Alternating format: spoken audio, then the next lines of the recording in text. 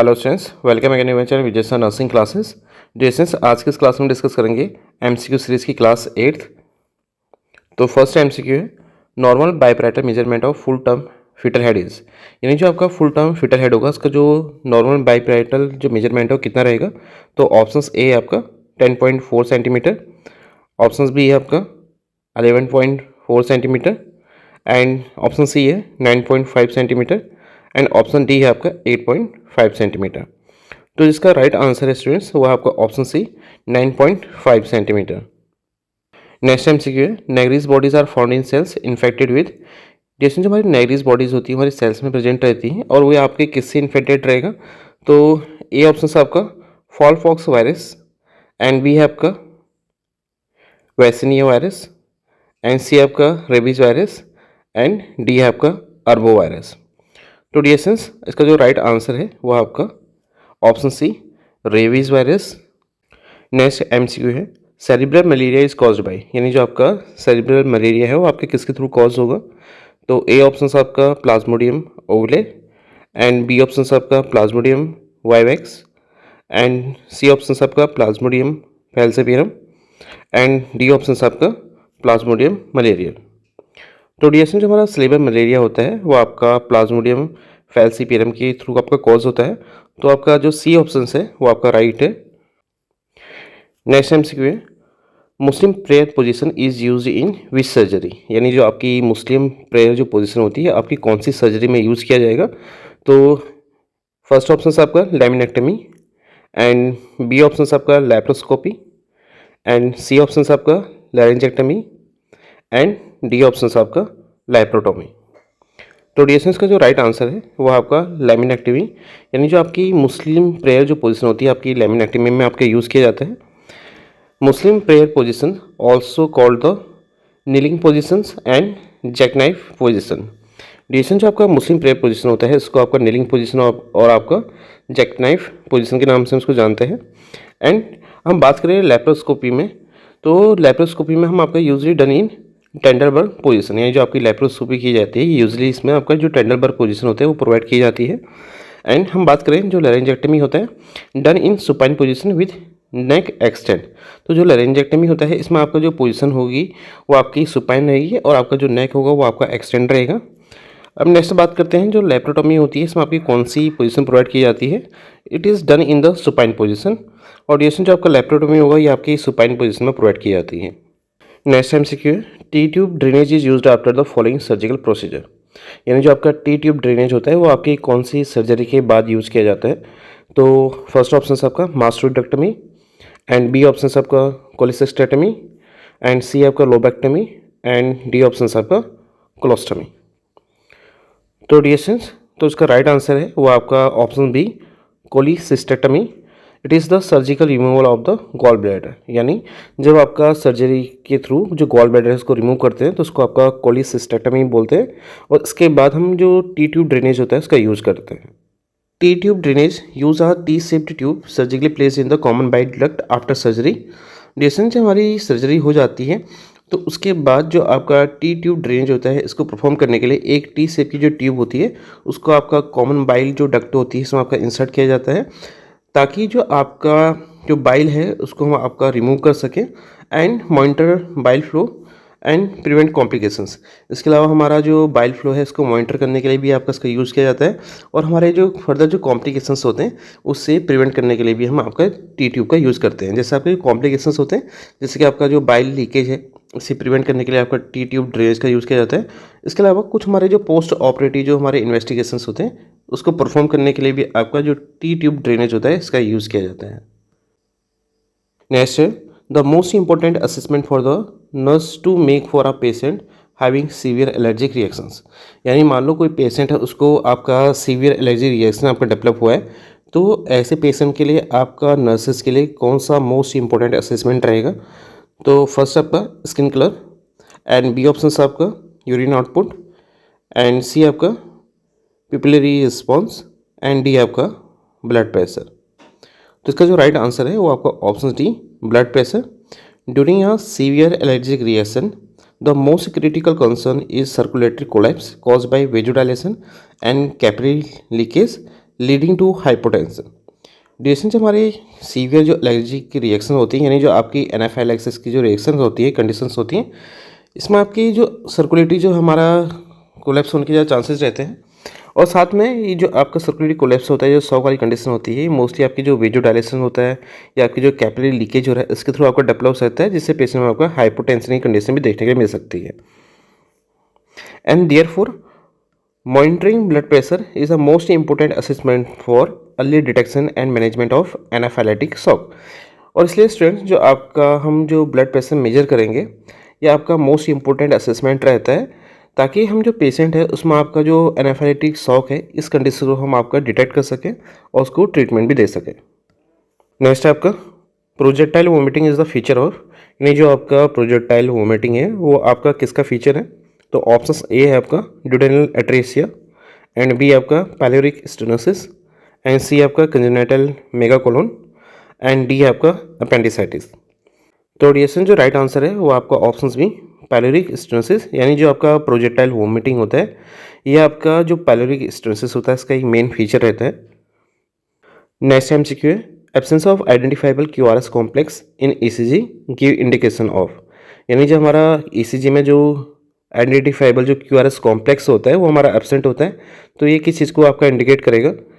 First option है आपका sinus arrhythmia, and B है आपका आर्टरियल फिब्रिलेशन, एंड सी है आपका वेंट्रिकुलर फिब्रिलेशन, एंड डी है आपका नन ऑफ द अबव। तो डीएसएस का जो राइट आंसर है वो आपका वेंट्रिकुलर फिब्रिलेशन, जैसा आप इमेज में देख सकते हैं स्टूडेंट्स।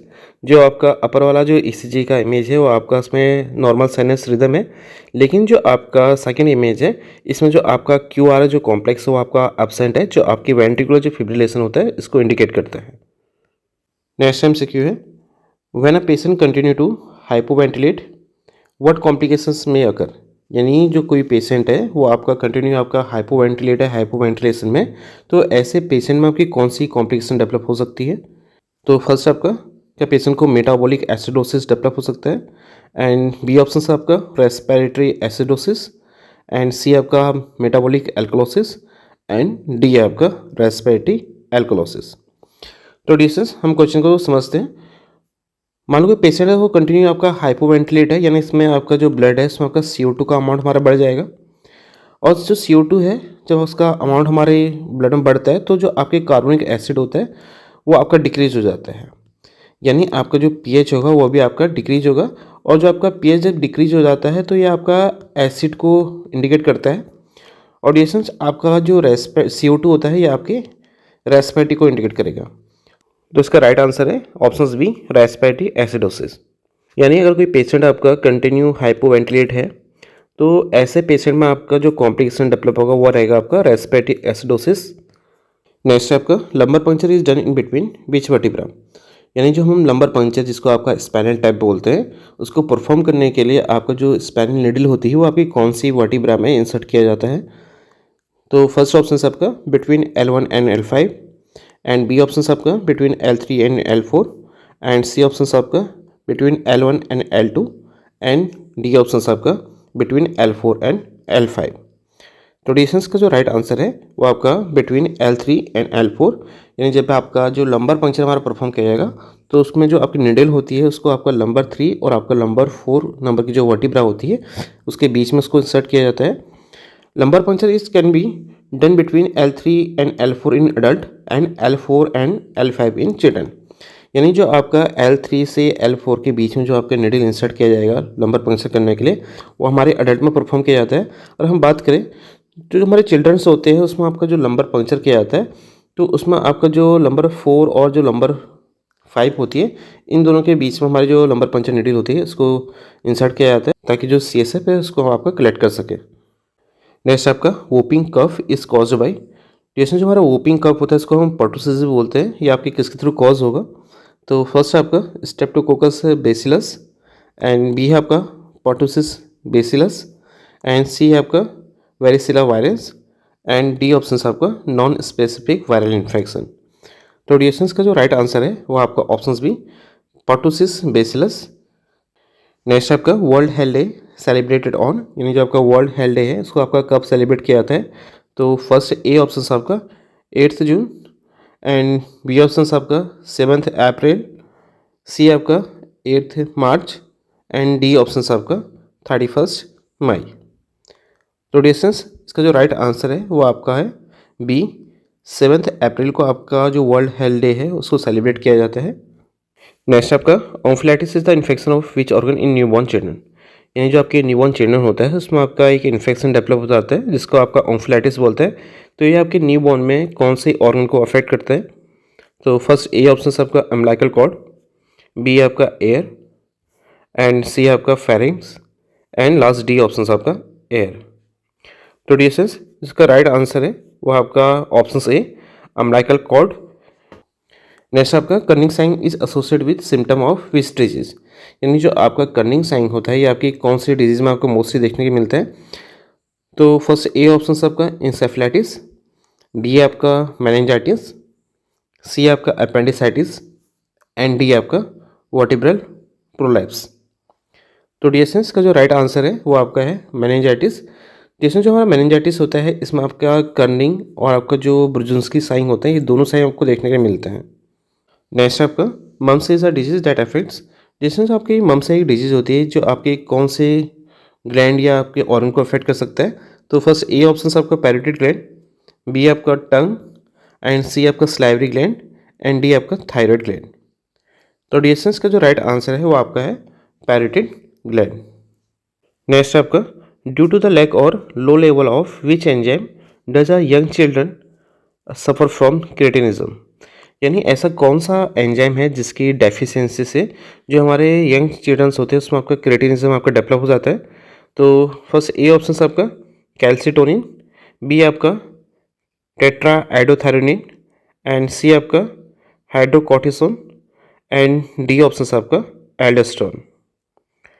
तो डिएसएंस का जो राइट आंसर है वो आपका ऑप्शन बी टेट्रा आइडोथायरोनिन, यानी जो आपका क्रेटिनिज्म होता है वो आपके टेट्रा आइडोथायरोनिन आपका एंजाइम होता है, इसके डेफिशिएंसी से आपका डेवलप हो जाता है।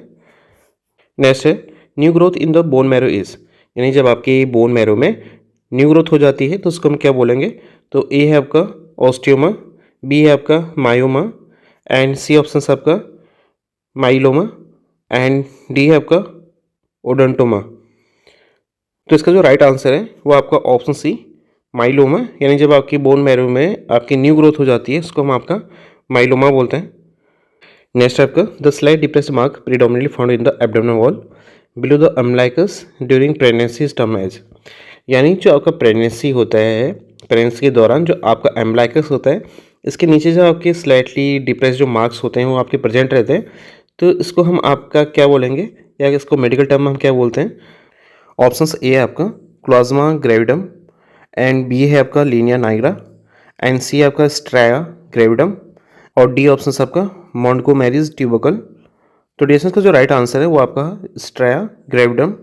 नेक्स्ट हम बात करेंगे लीनिया नाइग्रा के बारे में। Linea nigra is a dark vertical line on the abdomen that appears during the pregnancy.